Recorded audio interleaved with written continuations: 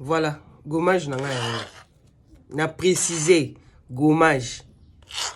Donc au conseil la nzoto mobimba. Mais attention hein, pour ça il faut ça déjà na douche po et baby sa yo ndakute ou bien baby sa bilambate. Alors ce conseil la nzoto mobimba au kota na douche au sokoli na nzoto na bien comme d'habitude nde to ça la gommage. Après nde oyokozwa gommage na o appliquer.